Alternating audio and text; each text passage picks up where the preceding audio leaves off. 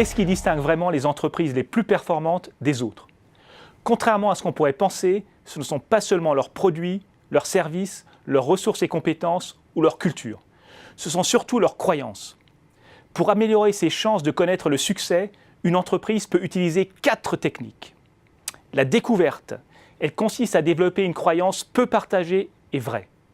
En 1995, Metro a lancé le premier quotidien gratuit en Suède.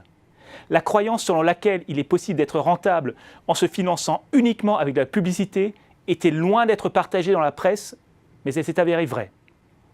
Le rejet, il consiste à écarter une croyance peu partagée, mais fausse.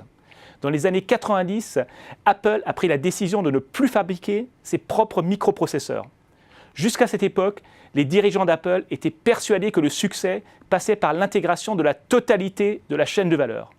Cette croyance fausse était loin d'être partagée par les concurrents d'Apple. En s'en débarrassant, l'entreprise américaine a sensiblement amélioré sa performance. La neutralisation, elle consiste à s'approprier une croyance largement répandue et vraie. General Electric a été la première entreprise à prendre en charge la maintenance des moteurs d'avion de ses clients. Ses concurrents, comme Rolls-Royce, ont rapidement mis en place une solution similaire. Cela leur a permis de ne pas être distancés par General Electric. L'abandon, il consiste à se débarrasser d'une croyance largement répandue, mais fausse. Depuis quelques années, une chaîne hôtelière appelée Yotel propose de louer des chambres à l'heure.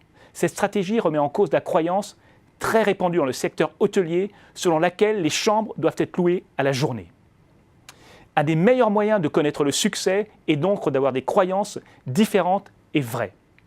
L'entrepreneur et investisseur américain Peter Thiel ne s'y est pas trompé. Lorsqu'il fait passer des entretiens d'embauche, la première question qu'il pose est « Quelle est la croyance que très peu de gens partagent avec vous ?» Cela lui permet de repérer les candidats qui ont des croyances différentes. Reste à savoir si elles sont vraies.